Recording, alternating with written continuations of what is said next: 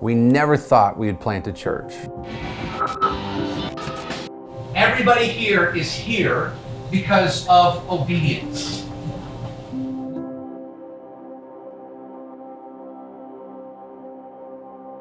We're building this church around the presence of God.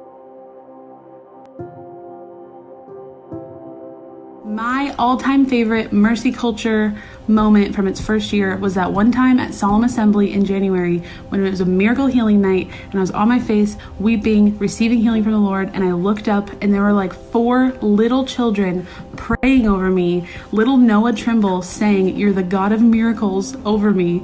I wept even more, and then they all took turns hugging me like I was a Disney princess or something, and then I woke up the next morning radically healed.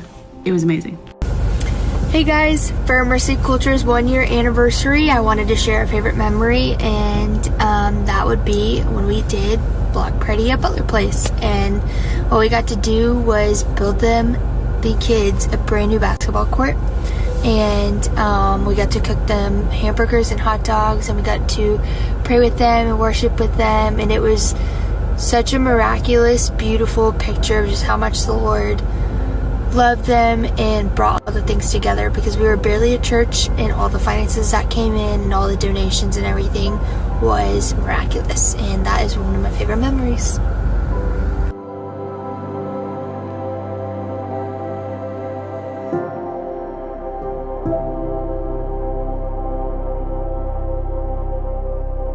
One of my favorite memories, there's a bunch, but one of my favorites is when we had our first Sunday service and the little kids, our kids, were saying, "Holy Spirit, come, have your way." And I tell you, I was crying. I was a mess. I got the goosebumps. Take a look and see what happened. Watch. Holy Spirit, come, have your way.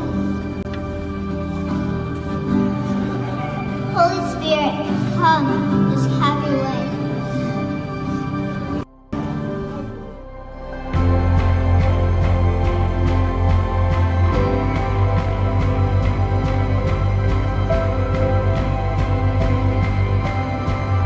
It was one of our first Sundays right before the summer, and he started prophesying over Erica Fort about dancing and how powerful it is, and just dancing on the enemy. And the entire congregation just started getting like crazy wild, started standing up, clapping, shouting, jumping, running around, doing laps. I see you dancing.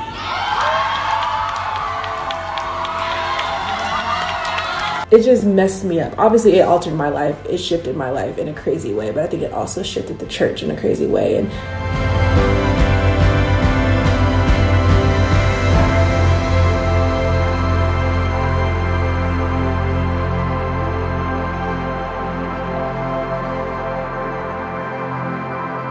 I remember I was leading worship one Sunday, and I was on the ground, and I was about to end the worship set, about to end the service, and I started to get up, and I heard Ryan, our keyboard player, say, "Don't move."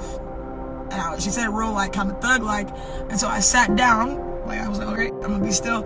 And then she said, "Thank you." I was like, all right. And so I sat there, and literally when I sat back down, it was like the Lord just began to give me this new song, and I released it, and it led into this crazy spirit breakout after party situation, and that song became one of our songs for that season. And afterwards I went over to Ryan and I said, "Hey Ryan, thank you so much for just encouraging me to sit down and to wait in that moment." And Ryan said to me, "Jasmine, that wasn't me." And I was like, "Wait, what?" She said, "I never told you to sit down." And we were tripping, and so we started asking everybody on the team, like, did somebody say that out loud or whatever? And we realized nobody said it. I just blessed me. I was undone thinking about how the Lord wanted to lead us into that moment of joy, into that moment of breakthrough, but was encouraging us or challenging me not to just speed through the set, not to speed through the moment, but to wait for him and to make space for him to do what he wanted to do in the room. Because after all, we say that every week anyway.